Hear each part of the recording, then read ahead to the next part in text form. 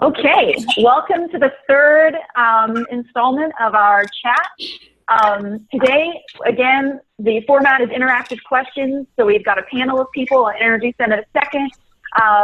And we're going to kind of shift the presentation on project management to a discussion so we can actually ask exact questions that we'd like to have answered and kind of have a focused discussion around that. And then we've got a lot of other great questions that people have asked when they registered, so we'll get into that here in a second. And then also I'll have questions for you. So as we go throughout, there are some questions that just kind of lend themselves to, like, what does the group think? So we'll do some of that so you can get some consensus. So I'm going to go ahead and stop sharing my screen now. All right, perfect. And so I'd like to go ahead and introduce the panel. And so as I introduce your name, maybe just do a quick, like, your full name and, you know, where you are and what you do. Give me 1 second. If you're not actively talking, it would be awesome if you could mute your audio, just so we don't get a lot of feedback. Okay, so the first person that I'd like to introduce is Alex. So Alex, could you kind of give us a little about yourself and where you are and what you do? Great.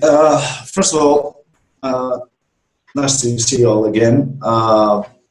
I'm Alex. Just let's keep it at Alex for now, because I realize the whole name and surname is kind of a difficult thing to fathom for every single one.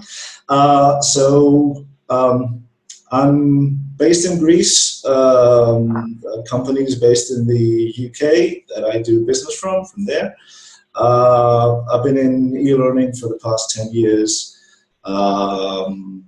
Enjoying the ride ever since. I feel like I've never been more alive, and it's just a really fun ride. I don't know if there's anything else I have to say. I think I'll just skip any blabbing for later on. I'll have a lot of that to do later on. So let me pass it over to you, Patty, so we can meet everyone. Awesome. Thank you so much, Alex. And just so you know, there's six panel members today. I am hearing a feedback of myself, so I'm going to mute people for just a second.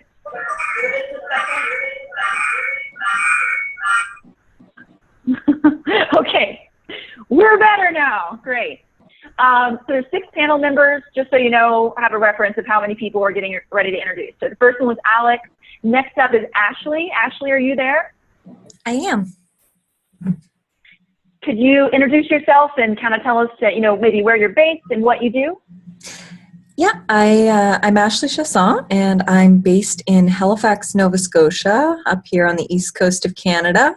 And I really got my my start in e-learning almost 10 years ago now, working on military contracts. So I did a lot of Air Force training and Navy training, and for about 5 years now I've been freelancing and kind of working as an independent contractor, working with a lot of different clients. And within my freelance role, I kind of work exclusively in the development phase because I don't get a lot of that in my full-time role.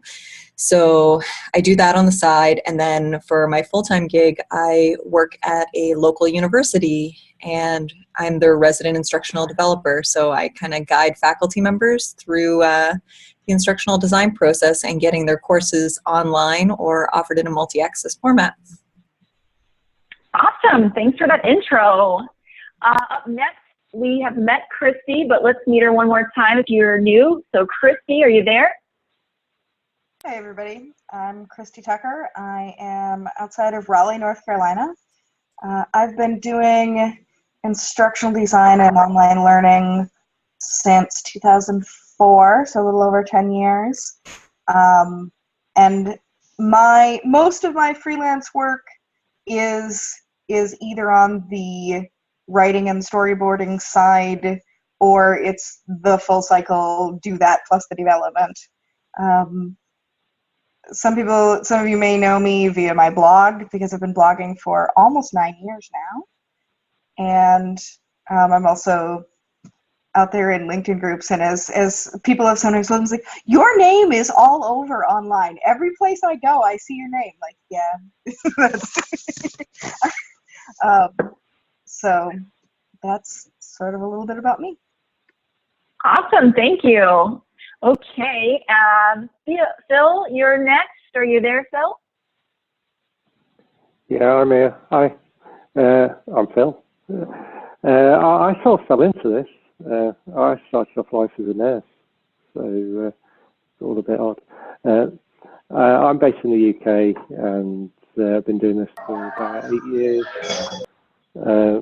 I'm probably more a developer than an instructional designer. I'm happiest developing rather than doing instructional design.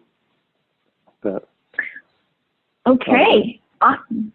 Perfect. Thank you for the intro.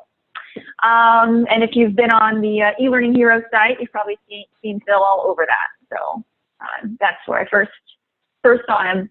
Okay, and then Shannon, we've already met Shannon as well, but let's if you're new, Shannon, could you a quick intro about who you are, what you do? Sure, Patty. Where you are? Yep. I'm in New Jersey in the U.S., and I've been a freelancer for about 10 years, and about 4 or 5 years ago, I branched out, and now I end up hiring freelancers to help me.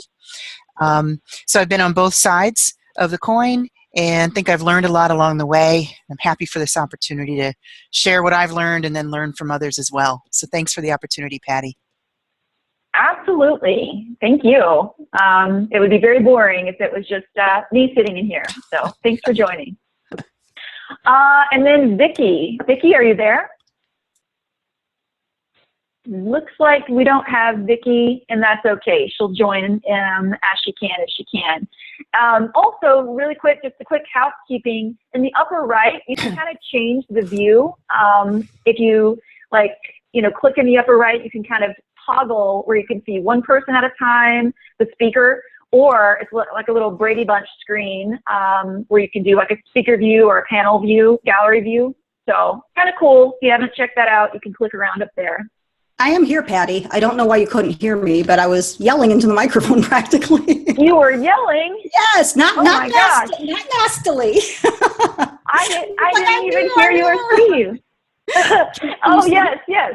I see you there. Okay. Oh, okay. Hello, sorry. Go ahead and introduce yourself. We're just having computer gremlins today. Hi, I'm Vicki Kunkel. Again, thank you, Patty, for your gracious invitation to have me here. I own my own e-learning business for about 18 years. And like Shannon, recently I switched over to an agency model.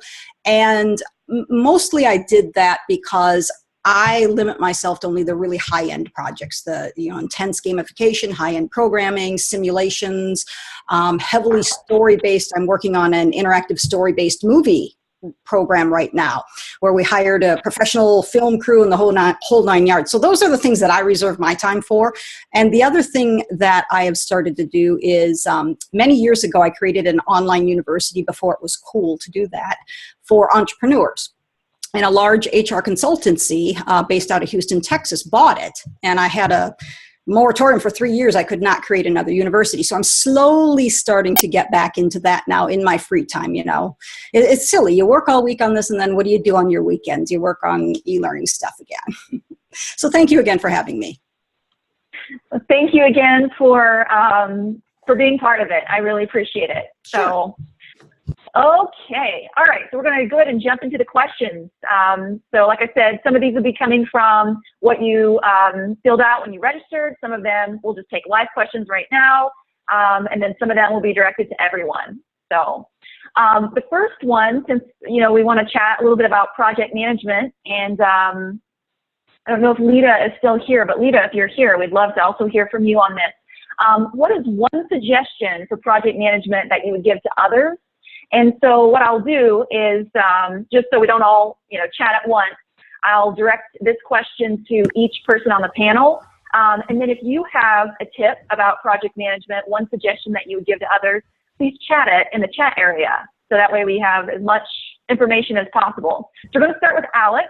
Alex, what is one suggestion for project management that you would give to others? Just be flexible. Approach each scenario with an open mind. Don't drive yourself in a corner by following the same process all over again. I guess most of my projects, I try to follow that motto. Just try to be flexible every time. Don't approach everything the same. Be ready to step in whenever you can and whenever you have to. Especially, I'm sure Shannon, who's now running an agency and is probably involved more with more people than probably me as a freelancer, which at most have 1, 2, or at most 3 people running one aspect of a project.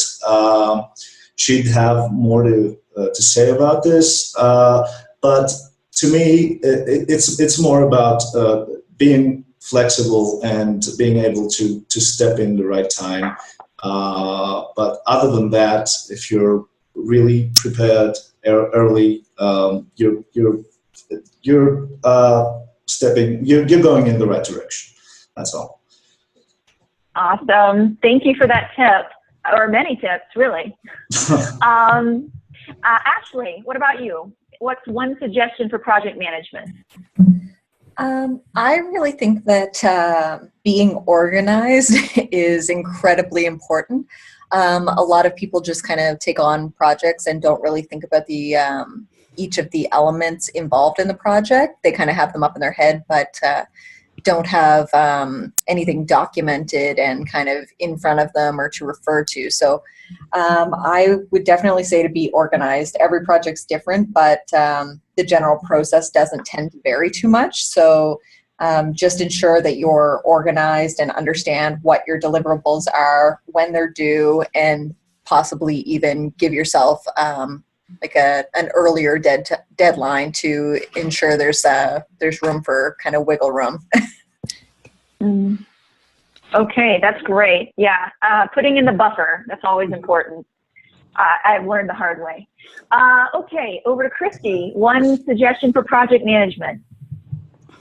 I think that this is, in some respects, personal project management more than managing a team, but I use a tool called Remember the Milk to do my to-do list. As building on what Ashley just said about being organized, I have to have a structured to-do list with priorities and days and recurring reminders, because I can't keep track of it all otherwise. And so that's the tool that I use to keep track of what's going on when I've got 4 different projects going on at any given time, which is pretty much all the time. I'll put the link in chat too. Yes, and that's also a good audience question. You know, what tools do you use for project management? So maybe let's take a moment and kind of put in, if there's any tools that are helpful, maybe put in the name of the tool and what it is you use it for. So I'm going to type one of my tools in now, so we'll just pause for a second.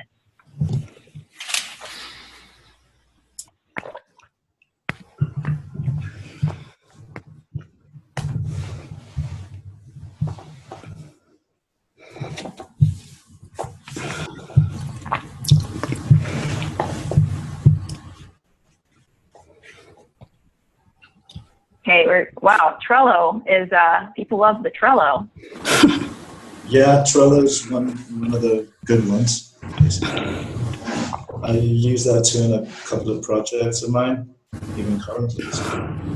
I don't get it with Trello. I find it hard to organize, but I must be missing something. It's it's not exactly a Gantt chart, so things don't really overlap. So you got the main point is just if there are singular tasks that you need to take care of and can, it's just a very simple solution, and it does work. If you're it can easily get overloaded with tasks, though. I'll give you that. So if you're dealing with larger projects, then it's probably not the way to go. But then Yeah, again, I think I missed the Gantt. yeah. I know everybody loves it. I'm not getting it. That's okay. Enlighten me. There's different tools for different people, even different tools for different projects. So Right. I guess, yeah. And Doreen is asking if I can talk about Rike. So I just signed up for Rike recently. It's WRIKE. And something that's very important for me as currently an individual, I don't have like a team right now. So I need to see when I'm like, for instance, going to block out, a 4-day period to storyboard something. I need to see when it begins, when it ends, and I want it to connect to my calendar. So Rike does that, and it lets you, put in projects and assign subtasks. It's a little bit like Asana, but it is free for up to 5 users, and which is my favorite price right now. And it also, like I said, just really gives me a calendar view, and that's what I like to see. So we've got a few others too. Mavenlink, Kanagi, so a lot of really good stuff.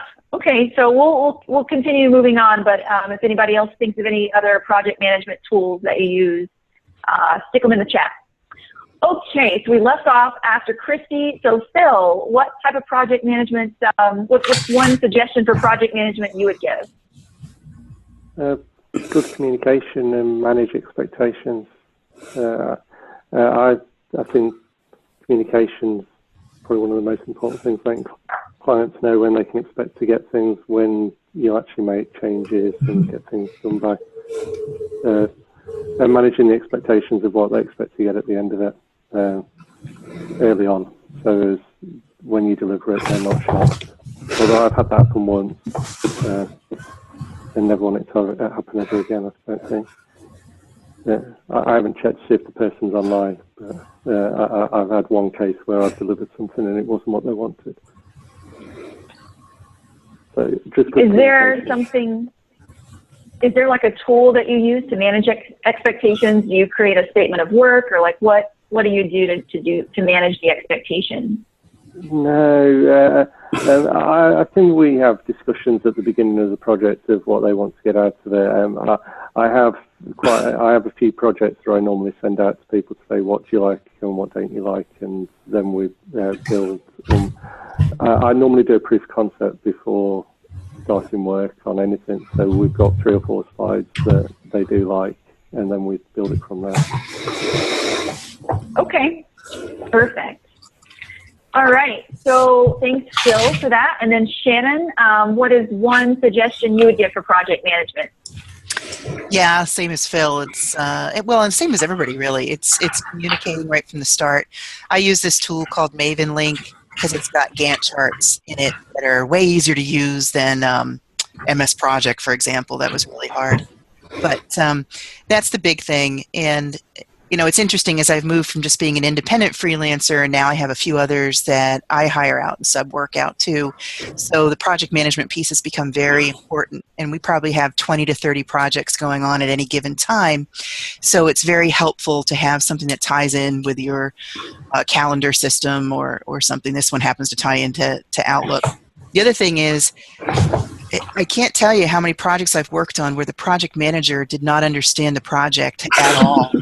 Not at all. I worked on one this summer, and I worked for a friendly competitor. I was doing a favor for somebody, and this girl was a writer, nice person, lovely person. No clue what she was talking about. So we should have a whole session just, dedicated to what not to do and fails and all that. I could host that one. But anyway, just make sure you know what you're talking about. If you don't, I don't think you should be managing that part of the project. If it's an instructional design piece you don't know, get the person you're subbing the ID piece to manage that part of it or talk to that part of it. Just know what you're talking about. Just know what you're talking about. I love it. Okay. Oh, Tough perfect. summer. Okay. And last but certainly not least, Vicki, what's one suggestion for project management you would give? Always have a plan B, no matter what. I'm just, I'm an advocate of Murphy's Law. It's like something that can go wrong will. Beyond that, just what all the others were saying, I have weekly communication, especially for those project managers who may be a little clueless and not know what to expect, where I send out, here's what you will get from us this week. Here's what we need from you, whether it's a review, whether it's additional, I don't know, graphics or whatever, and I found that by doing that weekly and basically giving assignments to your clients, that definitely helps a lot. And the same thing with vendors. And especially if you're working with some vendors like illustrators who may be more of the artsy type and not as prone to think about things like time management, that can be very helpful. Very good. Very good advice, you guys. Okay. And Lita, is there anything you'd like to add? I know you're really big into project management. Is there anything you would add as far as one suggestion?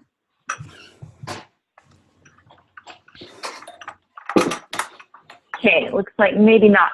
And that's fine. We've got a lot of good tips. Okay.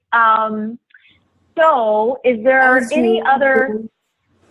Okay, yeah. Is there something you'd like to add as far as a suggestion with project management?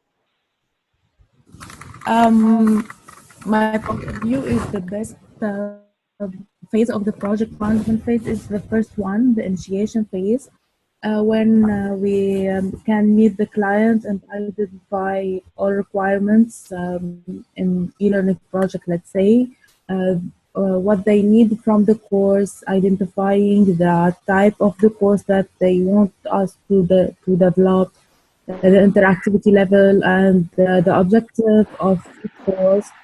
And then we will go to the second step by the planning of the project, by identifying all team members, how we will achieve our goals. And then we'll identify the process as well as our stakeholders. Let's say team members, we have to identify the role of each team member. And we'll go to the third step, the implementation one, and how we can implement the plan that we already identify or design. Then the next step will go for controlling, how to identify how we implement, how we do the job and we achieve our goals. And the last step is the reviewing the whole. Is the reviewing phase when we review and learn from our mistakes in the past. That's it. So it sounds like, basically just really being organized and getting all of the, information up front and things like that as well. Yeah, so that's wonderful. Thank you, Lita. And we are getting some man talking somewhere. So again, please mute your audio if you're not actively chatting. Perfect. Okay. So, is there any other questions that people, specific questions that people have about project management before we move on? So I could take one question if there's something you'd like to discuss. Otherwise, we'll move to the next topic.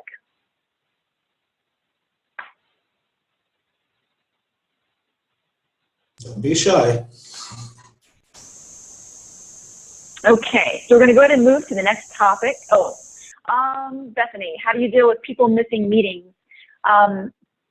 Hey, Bethany, could you kind of expand on that a little bit? Maybe just unmute yourself for a second. Yeah. Yeah, absolutely.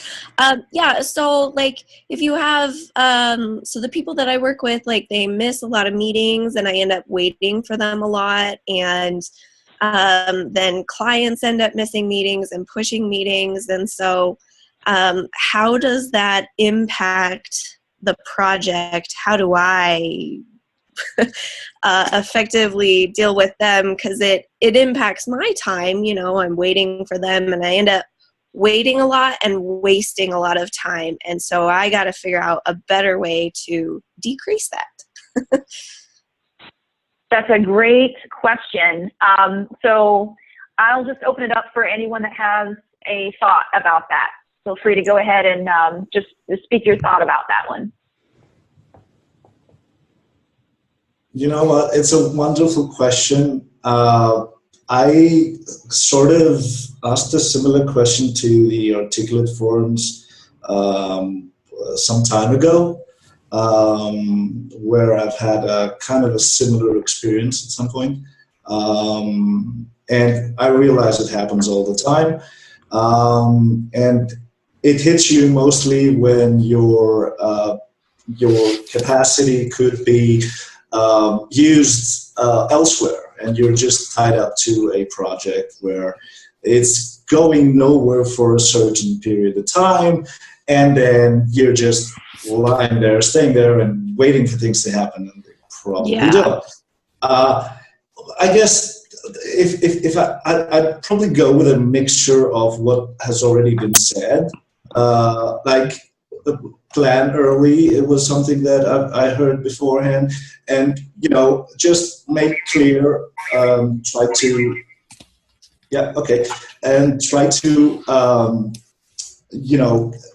give everybody the speak out early, and just try to make sure that they understand that timelines will not be kept if the deadlines will not be met if it's only you that keeps their end of the bargain. So reviewing material and being available is not just a developer's or an instructional designer's duty. It's a collaborative process. So the earlier you make that clear, it's probably a good way to just try to minimize that. Although there's no surefire way, in at least in my book. Hopefully I'm wrong about this, to just take care of that completely. Yeah. Okay.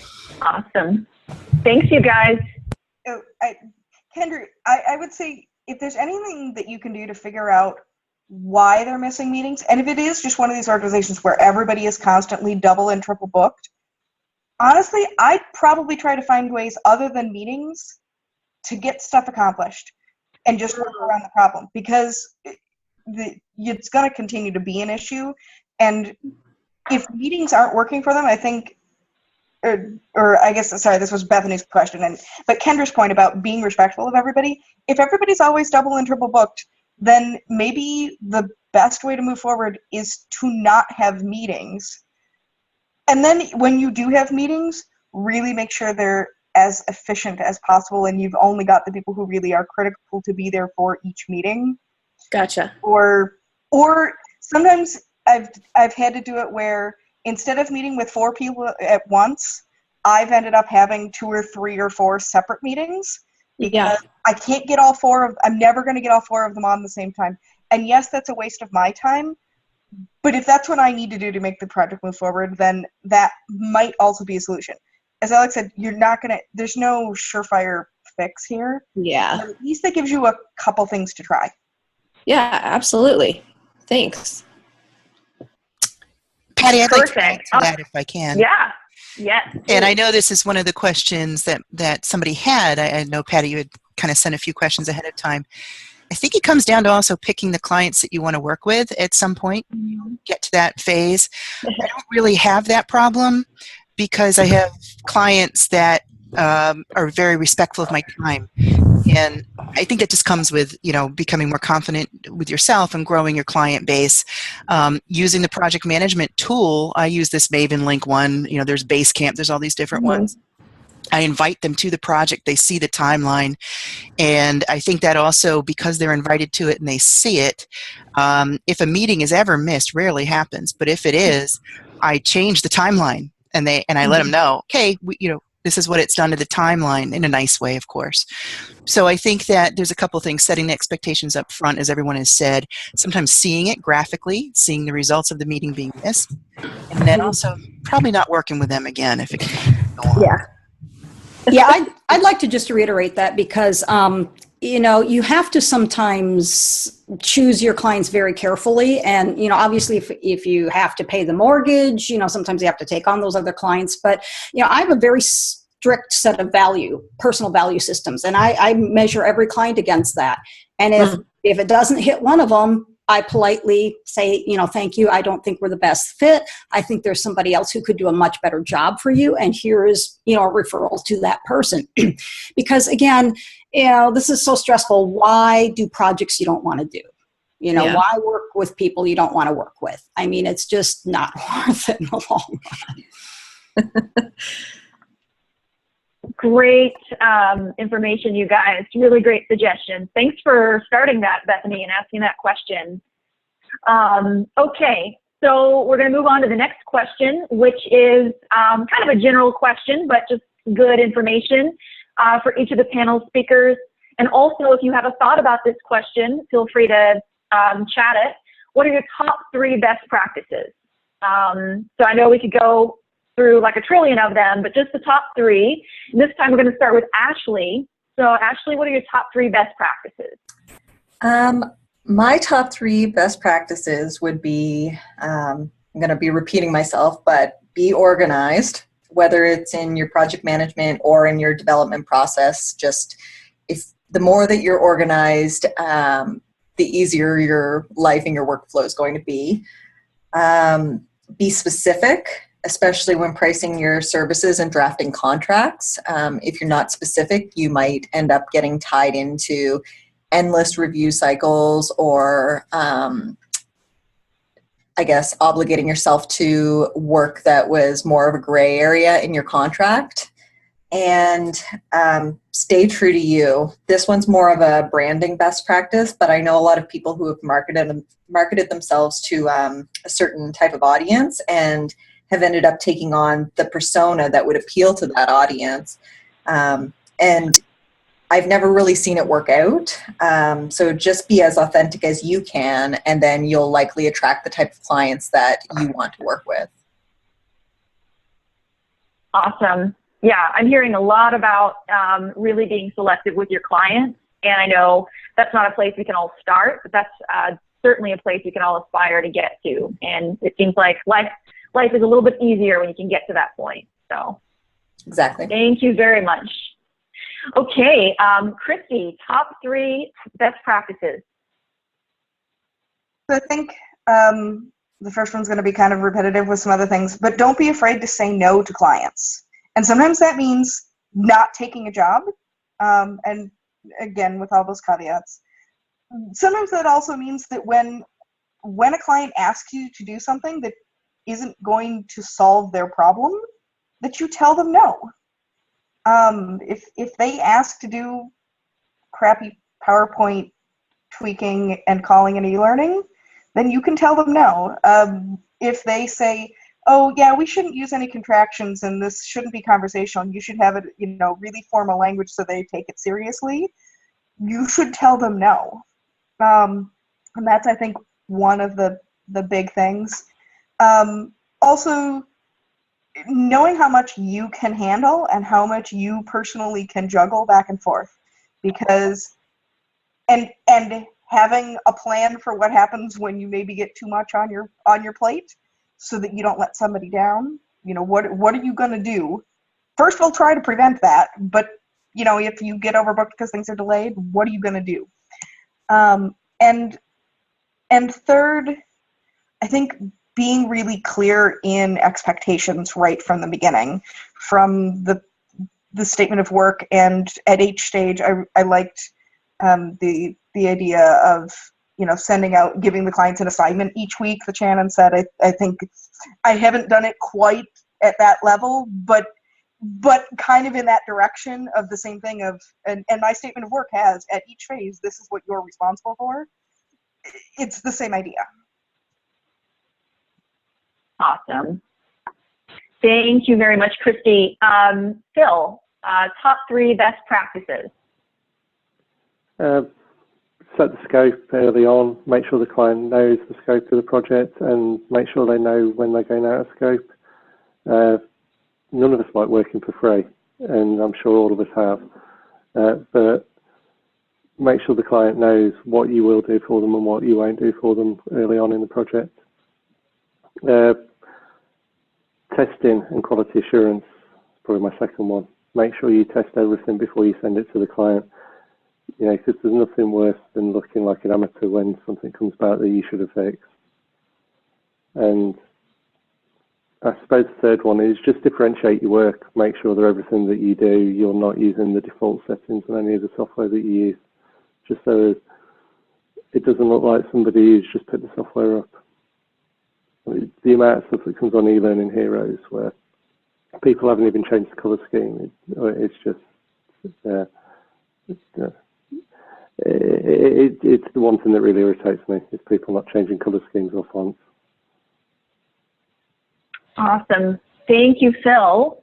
And then Shannon, top 3 best practices. I know we saw a bunch of yours last week or the week before, but top 3. Yeah, sure. I don't know if I've got all 3, but look, number 1, responsiveness. Get back to your client and people you work with immediately. Even if you don't have an answer, respond. I don't think more than an hour or 2 goes by before I respond to an email. Even if I don't have an answer, just get back to them and let them know you're working on it. 2 and 3 are pretty much what everybody else says. Organized, do QA. Yes, I hire somebody to do QA for me because I can look at something over and over and I'll just miss it completely. So, but number 1, just remember the number 1, be responsive. That'll set you apart. Believe it, that'll totally set you apart from almost everybody else. It's so funny that you bring that up because that's one of the things I took from your presentation, and I've always thought of myself as being responsive, but it's been extra in my head now. So thank you. That's why you get back to me within 5 minutes every time I email you. Yeah, that's right. Times everyone. Okay, Vicki, top 3 best practices. Okay, since everybody pretty much said the ones that I had planned to say, I'll just throw out three different ones. The first thing I think is most important is run your business as a business. If you're just, quote unquote, a freelancer, you don't have a business. You've just created a job for yourself. So if you're in that boat, just go back and work for somebody else, to be honest with you, because it'd be a lot less stressful. So learn how to run the business as a business, a true business, not just, oh, I'm a freelancer taking orders. The second thing is know how to solicit feedback so you don't get those annoying, oh, change the blue to green or change the yellow to orange. Most people that I know, instructional designers, send something to the client and say, here's what I did, please give me your thoughts. Or what do you think? Well, you're going to get prescriptive feedback, which you don't want. In other words, they'll say, change the blue to green, change the orange to yellow. Well, that's a personal preference. You want to get descriptive feedback. So how you get that is when you send out your prototype, say, here's what I did. Here's why I did that. Here's why I chose the colors I did. You mentioned you want to stand out from your competitors, or you mentioned you wanted to motivate the viewer, the learner, to do something in particular. Well, color psychology says this color is best for that. You are the expert, and you have to really set yourself up as an expert. So many freelancers don't. I don't know, that they're afraid, or maybe they're coming out of corporate America where the expectation is you don't give, you aren't the expert. You're just an order taker. Well, the game is different here, so you really have to set yourself apart in that way.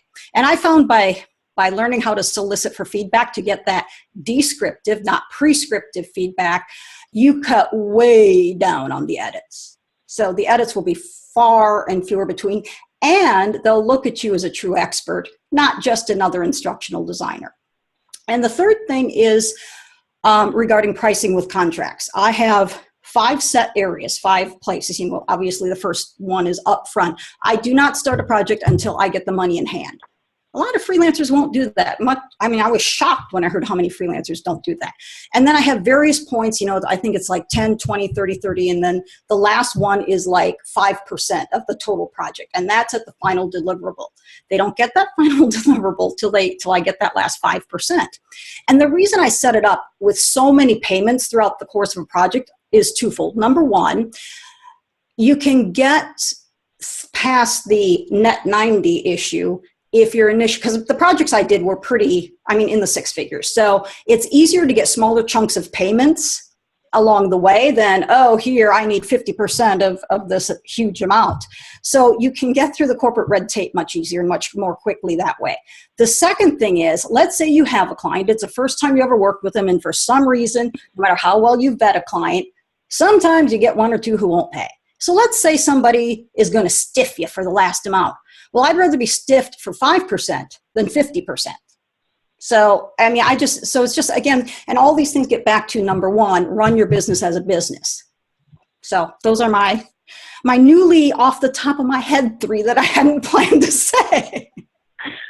Well, I think those are amazing. I am going to watch this again and write all that down. So thank you very much. And then Alex. So your top 3 best practices, Alex. Look, this is all great. I mean, I like everybody else, probably. The disadvantage of speaking last in this one is everybody else pretty much covered you. If I have to add something on top of what Vicki said,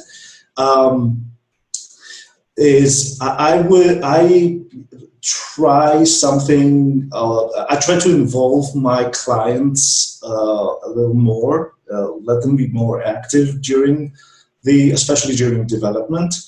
And I try, I guess if I have to say, to speak in a general sense and in abstract, I'd say, treat them like clients, treat your clients like clients, not just customers. They're not buying candy here, right? They want something delivered, and you got to work with them, not just, get paid from them to deliver something that you think they would expect.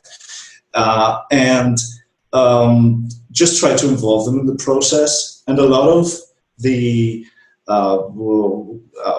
problems that might arise, and there will be, Murphy's Law, Vicki said it before, everybody else, we all had situations where they were uncomfortable, and we had to find ways out of and try to find workarounds to make a project work.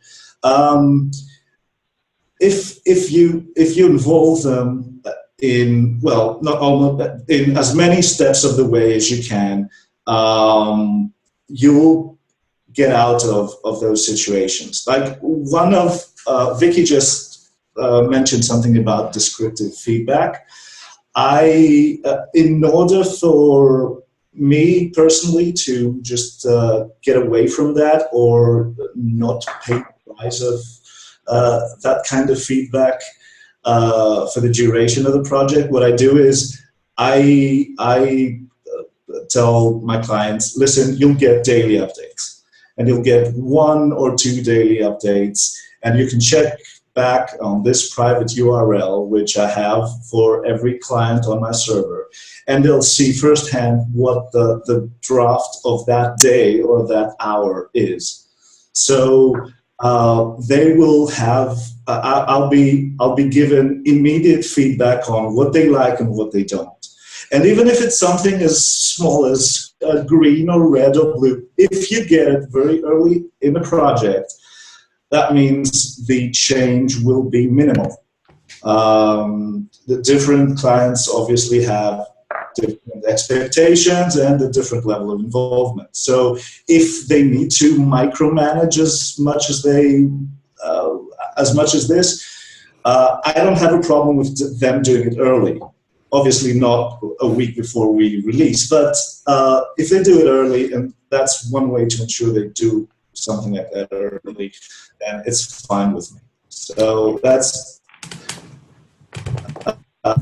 I guess that's the only say different than what everybody else said. I'd like to just Awesome. expand upon, oh, sorry. No, go ahead. Oh, Go I ahead, was just Vicki. going to say, I'd like to just expand upon that. I love the idea of the daily feedback. That's phenomenal. Again, the reason I go with the prescriptive versus descriptive feedback, because one person will like blue, another green, another red. So I want to, you're really not just giving them an e-learning course. What you're doing is solving a business problem. And hopefully in your due diligence up front, you found out not only what are the learning objectives, but how do these learning objectives tie to the business objectives, because that's the most important thing. And then that's when you can say, when they say, I want green instead of blue, you can say, well, how does that, you know, and this might be the green blue is not a good example for this one, but when they give you that descriptive feedback, say, well, help me understand how this solves the business problem or how this solves this particular thing. And maybe the difference is a lot of the programs I used to do in the past, and especially now, are more the consumer education products. So many of these, you know, aren't just straight internal employee e-learning, but even for the internal employee e-learning, there should always be ties with the learning objectives to the overall business objectives, because that's how you can really sell your case in a lot of cases. Awesome addition there, Vicki. Thank you very much. Okay, so we have time for about one more question, and Christy touched on it earlier, so I'm just gonna loop it back around. This question is, you know, if you're working on multiple projects, how do you manage your time? You know, if you overcommit, how do you handle that? What do you do? And I'm just gonna let whoever has some thoughts about that, since we're, you know, about 10 minutes away from concluding. Who has thoughts on that? What do you do if you, to make sure you don't overcommit, or if you do overcommit, what do you do? I think overcommitting or not doing that, which is the ideal, comes to, gets down to knowing yourself and knowing what you can handle, knowing how fast you work, and those whom you hire, your work process. You know, how did I handle it in the past when I overcommitted? Not a good solution. But I was never willing to go to a client and say, oh gosh, would you mind pushing your deadline back? Because to me, that's no. That's one of my personal value systems. You know, I pulled an all-nighter a few times, and I'm getting far too old to do that anymore. So I do not do that anymore, and I'm much more diligent about scheduling. One thing that I know for myself of the knowing how much you can handle, I can work an 80-hour week, but I can't do that 2 weeks in a row. And I know for myself that, okay, I can do a push for a short period of time, but if I know I've got to push, I have to build in some time to recover from that, because I can't do that all the time. I can't do, I actually saw somebody who had a nice set of calculations of like what he can do. He can work a 15-hour day, but he can't do that 2 days in a row. And he can work however many hours in a week or however many hours in a month, but he can't do that 2 months in a row. And you do have to think about what's the pace you can sustain and not just do a push for. Incredible, both of you guys. That's very helpful. Love it. Any other thoughts about overcommitting, managing your time? Yeah, never miss a deadline. I don't care what it takes. Don't miss a deadline. Yeah. Don't do it. I've never missed one in my life. And that means I know I'm going to be working through Thanksgiving. Truth is, I'm kind of looking forward to it. It's going to be 4 days straight with no calls. Great. I got voiceover to catch up on. I got some development to do. Fantastic. I look at holidays completely different than anybody else, probably. We probably all do. I recently did 2 weeks of 12 to 14-hour shifts in a row. I'll tell you, that wasn't pretty. Yeah, try to take breaks often, and I don't mean breaks within a couple of hours of work every day. I don't mean daily breaks. I mean just if you have to. We all get overworked sometimes. I know I do sometimes. Try to just be think a little bit down the line and allow yourself for some I don't know, vacation or a couple of days break or something. Especially for those who aren't in the US, my client base right now is 100% based in the States. So like 7 or 8 hours away. So put in all-nighters, and that takes a bigger toll to me. Like right now it's 7 p.m. Local time. So in theory, that's when I actually working to match the. And, you know, if you have to, sometimes, you know, as everybody said, you can't always. You never miss a deadline. You should never miss a deadline. And if that means you have to just pull out all the stops, you have to do it. And then just schedule a couple of days to cool off or more if you have to. And that's all fine. I think it's also very important that if you encounter like that situation where you find out that you've overcommitted after the fact, that if you aren't able to physically do the work, you need to own it. You can't make excuses and find a solution for the client, because that's better than leaving them high and dry. So I think that if it comes down to it and you really can't do it, then you need to find them a solution. And I mean, they may not use that solution, and they may take the dent in their timeline, but at least you're providing it and you're not giving them any excuses, because they don't need that. Yeah, and then you've lost a client, so that, you know, and all the future work that you would have had. Yeah, that makes sense.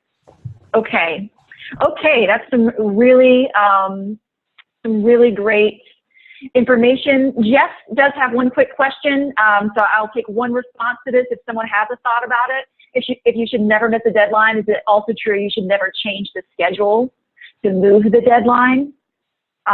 If anybody has a thought about that.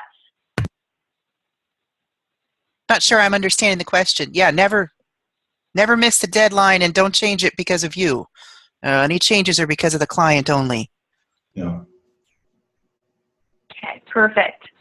If the scope changes, you're going to have to do something about it. Either increase capacity in some way, or just get somebody else to join the project, or move the deadline if it's not a solution the client's willing to go with. It's just as simple as that. Yeah, and that makes Otherwise, sense. you're a bad project manager. You're bad at managing your own project. So it all comes back to haunt you. Yeah. Okay, perfect. No worries, Ashley. Have a good day. Okay, so we're getting ready to close in just a second. We've got 5 minutes left. Ant has a quick little information about a way that we're communicating throughout the week. It's incredible. It's called Slack. I have learned a ton. I feel like I should be paying these guys for all of their wisdom that I'm learning from.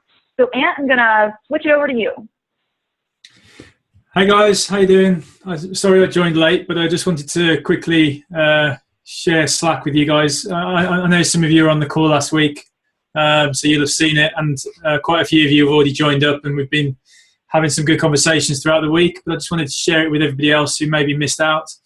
Just want to see if you guys can see my screen. I don't think you can yet, can you? Not yet. Just your face right now. Okay, sorry. Not yet. Sorry about that. Okay. Can somebody give me a tip as to how I share my screen? So have you already clicked share screen at the bottom? You're gonna have to hover at the. I got it. Cool. Can you see that? Yes, we see Slack. Perfect. Cool. Okay. So just a few quick tips, and if you've got any questions, I don't know if we've got time for that, but so Slack is a way of communicating. It's a bit like Skype or MSN Messenger, but the great thing about it, and I think we've all been seeing the value of this in the last week, is that we've got different channels. So you can see the channels over here on the left-hand side. We've already got 14 channels, and we're sort of increasing these daily. But the channels are all about different areas to do with freelancing and consulting and doing the things that we're doing. So you can see some of the titles there. We can also send direct messages in Slack. So if you want to have a private conversation, you do that by clicking on the name of the person you want to talk to down here. I was going to just give you a couple of tips of things that are quite useful in Slack. I'm in the general channel at the moment.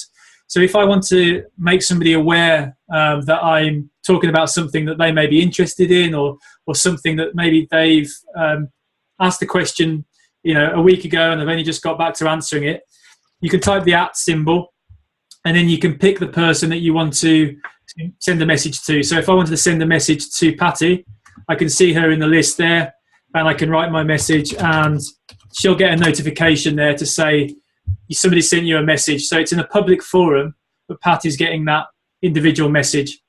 I'm going to do a bit of self-promotion here as well, but you can also put in URLs, and if you type in the full URL with the HTTP extension prefix, if I do it right, http://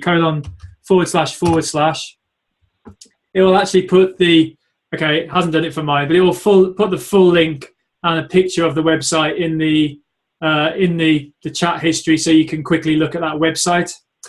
I was going to say something else. With regard to notifications, if you go into the file at the top, click on Preferences, you can have notifications on your desktop or mobile phone for activity of any kind.